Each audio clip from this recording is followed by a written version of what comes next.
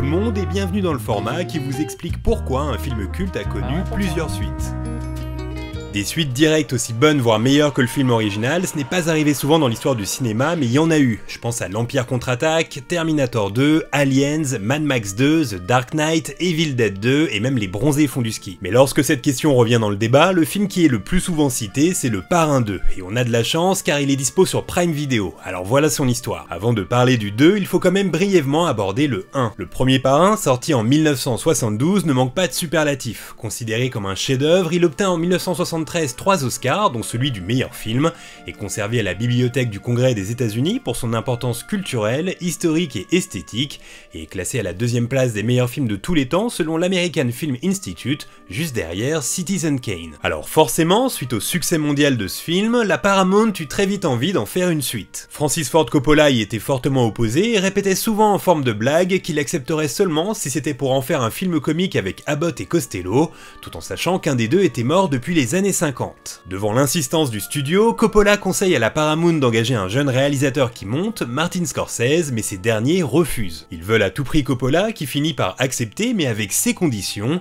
Ils demandent une totale liberté ainsi que l'éviction du producteur Robert Evans avec qui le courant n'était pas passé sur le premier. Au bluff, ils demandent également une somme exorbitante pour l'époque en guise de salaire, demande qui est très rapidement acceptée. Une fois cette première étape validée, il est temps de se pencher sur le script. Toute la partie sur la jeunesse de Vito Corleone en Sicile s'inspire du roman de Mario Puzo. Le reste est écrit à 4 mains entre le romancier et Coppola, script qui sera remodelé toute une nuit par Al Pacino qui n'était pas satisfait par le rendu final. Durant le tournage, il continuera d'ailleurs à soumettre des modifications constantes au réalisateur. Niveau casting, nous avons donc Pacino, mais aussi De Niro qui s'installa durant 3 mois en Sicile afin de perfectionner son rôle. Le réalisateur Elia Kazan ainsi que le légendaire acteur James Cagney étaient ardemment souhaités par Coppola mais refusèrent, eux, d'apparaître dans le film. Notons également une histoire incroyable, celle de l'audition de l'acteur Timothy Carey. Déjà refusé pour le premier Parrain, il mit toutes ses chances de son côté afin de jouer dans le deuxième. Durant son casting, au milieu d'une réplique, il sortit une arme chargée à blanc et tira plusieurs coups de feu sur Francis Ford Coppola. Le réalisateur trouva l'audace géniale,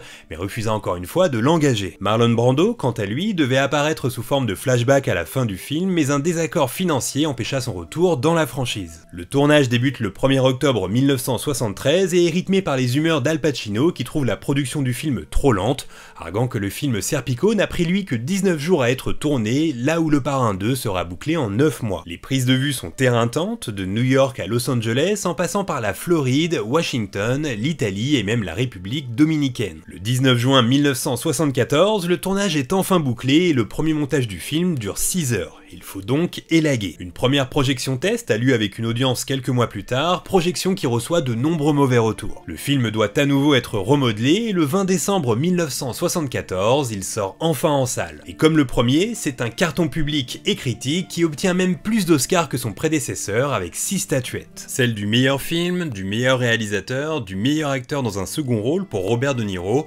meilleur scénario adapté, meilleure direction artistique et enfin meilleure musique de film. Et ce qui est incroyable, c'est que le personnage de Vito Corleone est le seul dans l'histoire des Oscars à avoir reçu 2 statuettes via 2 acteurs différents, Marlon Brando et Robert De Niro. Une des répliques est même passée à la postérité, souvent utilisée dans le langage courant, à savoir « garde tes amis près de toi et tes ennemis encore plus près ». Souvent considéré comme étant égal au premier, voire supérieur, ce deuxième volet se veut moins complaisant que le premier film et plus puissant, mettant en lumière de façon plus appuyée les actions néfastes de la mafia. Un film qui compte dans l'histoire du cinéma et qui a inspiré pléthore de longs métrages traitant du milieu mafieux les décennies suivantes. Au passage, et c'est historique, Le Parrain 2 est le premier film de l'histoire du cinéma à mentionner dans son titre via un chiffre qu'il s'agit d'une suite. Et si cette suite est aujourd'hui devenue culte, c'est aussi parce qu'elle compte en son sein et pour la première fois à l'écran le duo Al Pacino-Robert De Niro. Le problème, c'est qu'ils ne partagent aucune réplique, leur personnage étant situé dans des temporalités différentes. Il faudra donc attendre 21 ans pour les voir à nouveau ensemble dans un film,